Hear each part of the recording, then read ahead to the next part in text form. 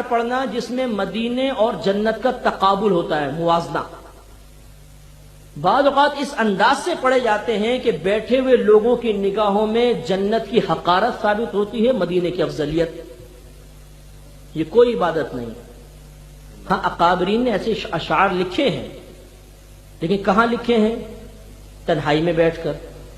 اور ان اکابرین نے کہیں یہ نہیں، معاذ اللہ ان کی نگاہوں میں تو جنت کی توہین کا تصور بھی نہیں، اور انہوں نے کہیں یہ نہیں فرمایا کہ ان اشعار کو بغیر وضاحت کے پبلک کے سامنے بیان کر دو. اس لیے بیان کرنے والے کو چاہیے کہ بڑی احتیاط کے ساتھ. اب میں تھوڑی سی بات آپ کو سمجھانا چاہتا ہوں. جنت کوئی معمولی شے نہیں ہے، بہت افضل اور اعلیٰ شے ہے، بہت افضل و اعلیٰ. ذرا سی توجہ رکھیے گا، بیان ختم کر رہا ہوں، اینڈ ہے. دیکھیے ہمارے نبی کریم مدینہ منورہ میں تقریباً 53 سال رہے. وہ مکہ المکرمہ میں 53 سال پیدائش وہیں کی ہے. لیکن آپ یہ کہتے ہیں کہ مدینہ مکے سے افضل ہے. کیوں؟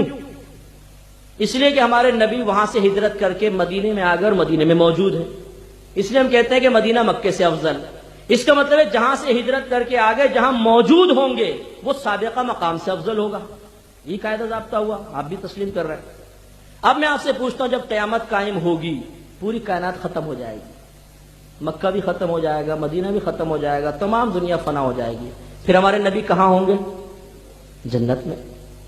صرف ہمارے نبی نہیں، کم و بیش 1,24,000 انبیاء علیہم السلام جنت میں، تمام صحابہ کرام جنت میں، ہر اللہ کا ولی جنت میں.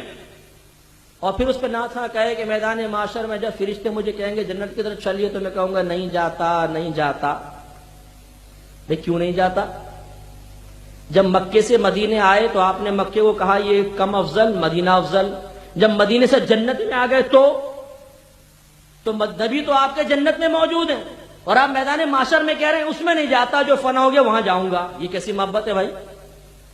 تو یہ سمجھنے والی بات ہے کہ ہم نے تقابل کر کے بعض اوقات جنت کو اتنی حقارت کے ساتھ پیش کرتے ہیں کہ لگتا ہے مدینہ بہت افضل ہے اور جنت حقیر شے ہے.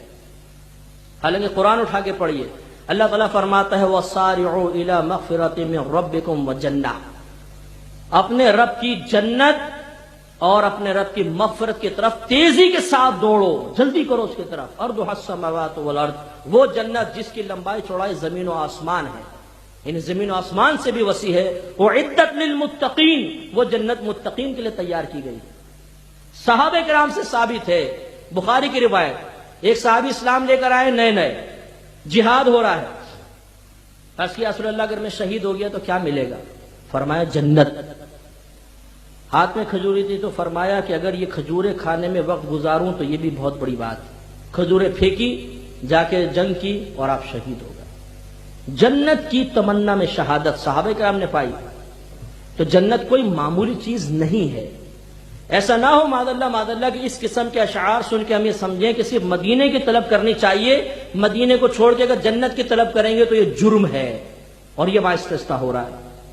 میرا مشاہدہ اس لیے اس کا زیادہ ہے کہ لوگ ہم سے کوسچنز کرتے ہیں اور ہم ان کو پھر جواب دیتے ہیں کہ نہیں ایسی بات نہیں ہے. اس لیے یہ جو خیالات ہیں نا آہستہ آہستہ ذہن میں سرایت کرتے ہیں، آہستہ آہستہ آہستہ آہستہ آہستہ آہستہ.